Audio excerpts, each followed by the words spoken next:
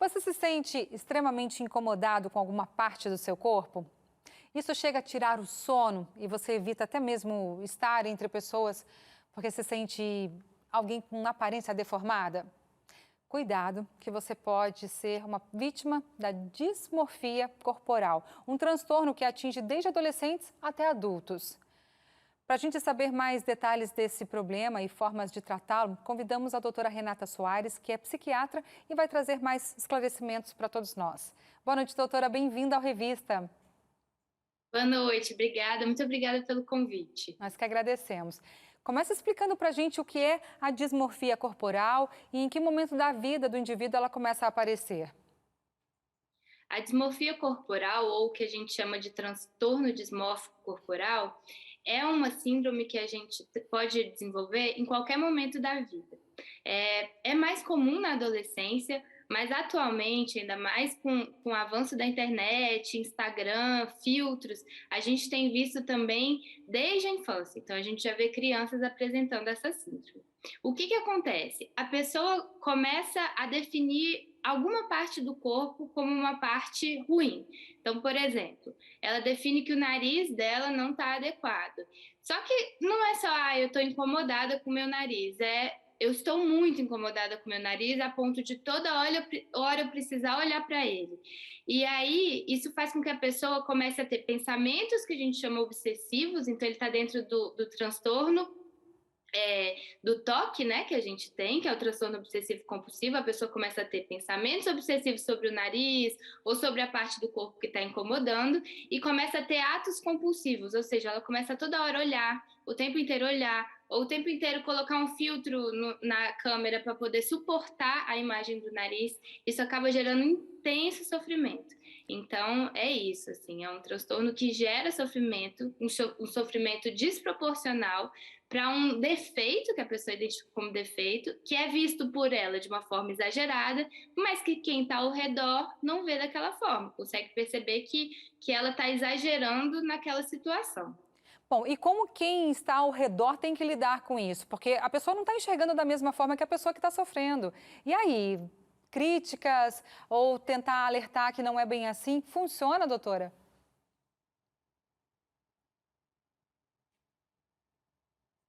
Doutora?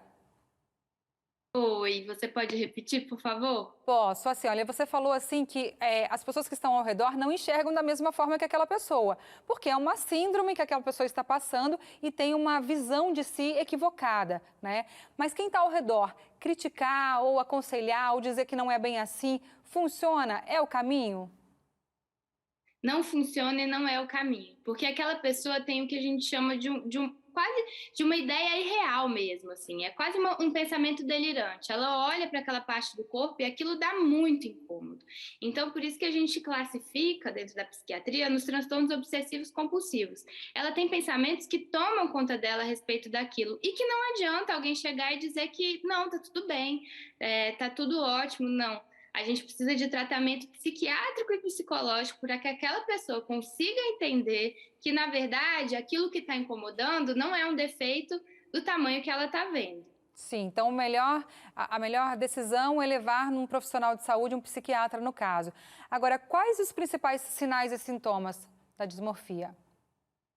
É muito legal que a gente fale disso, porque geralmente quem está sofrendo com isso não busca ajuda. Então, a gente começa a observar, por exemplo, eu vejo que a minha irmã está o tempo inteiro olhando no espelho e vendo qual que é o tamanho do braço dela. Vamos fazer um exemplo. E aí, toda hora ela olha e fala que o formato do braço não é legal. E continua falando isso de uma forma repetitiva. E aí eu começo a perceber que a minha irmã começa a usar a roupa só longa, mesmo estando calor, porque ela está incomodada com o braço.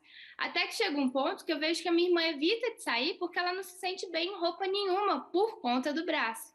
Então, a gente vai observar que as pessoas ficam o tempo inteiro falando daquela parte do corpo, o tempo inteiro mostrando insatisfação. Algumas pessoas chegam a fazer diversos procedimentos e nada dá certo. Então, você vê, é uma orelha que não tá legal. Aí a pessoa faz uma cirurgia, faz outra, nunca vai estar bom. Então, não tem a ver com o formato, tem a ver com o que está na cabeça dela em relação àquela parte do corpo. Certo. Então, a gente tem um caso clássico, que é o do Michael Jackson, né? Que a gente avalia que tinha um transtorno dismórfico corporal, porque é isso, a pessoa fica tão obsessiva, obcecada com aquela parte do corpo, que ela chega a se deformar, porque ela nunca vai ficar satisfeita se ela não procurar o tratamento adequado. É Certo. tratamento psiquiátrico ou psicológico. E na hora do diagnóstico com um psiquiatra, por exemplo, é possível que esse transtorno passe despercebido e o problema seja comparado com outro transtorno, por exemplo? É, porque assim, por exemplo, pode chegar um paciente para mim, ele não vai me dizer disso. Ele vai dizer muitas vezes que ele tem um toque, um transtorno obsessivo compulsivo, que toda hora ele precisa voltar e olhar se trancou a porta. E aí ele acaba se atrasando ao trabalho, porque toda hora ele volta pensando que pode ter esquecido de trancar a porta. Ou chega tendo ataques de pânico, crise de ansiedade, porque tá tudo junto dentro dos transtornos de ansiedade. Então a pessoa me chega por outra queixa. Se eu não investigar ou alguém da família não disser, muitas vezes não vai ser a queixa da pessoa. É uma doença que a gente chama de egossintônica. A pessoa não percebe que está doente. Uma terceira pessoa vai ter que olhar para ela e falar: não, peraí, isso está exagerado, isso é um adoecimento, vamos procurar ajuda. Então, muitas vezes não é a queixa do paciente. E a gente acaba descobrindo com uma história clínica mais detalhada. Certo. Que tipo de outros problemas emocionais a dismorfia corporal pode desencadear e como tratar antes, antes da situação piorar, né? Essa insatisfação constante gera uma piora muito grande dos quadros ansiosos que essa pessoa já apresenta e também quadros depressivos. Pode chegar até o suicídio. Então a gente precisa tomar muito cuidado, porque essas pessoas vão estar em intenso sofrimento o tempo inteiro.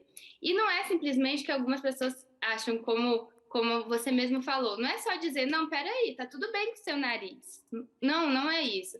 Precisa de um tratamento muito maior para essa questão da ansiedade. Então, muitas vezes as pessoas que estão ao redor acham que é besteira e esse sofrimento acaba aumentando porque a pessoa fala, eu tô te dizendo que eu tô sofrendo e as pessoas ao redor costumam não entender. Então, é fundamental que busque ajuda para que não entre num quadro depressivo e para que isso não chegue ao pior. Sem dúvida. Doutora, muito obrigada por esse esclarecimento, viu? Um abraço para você. Outro, tchau, tchau. Tchau.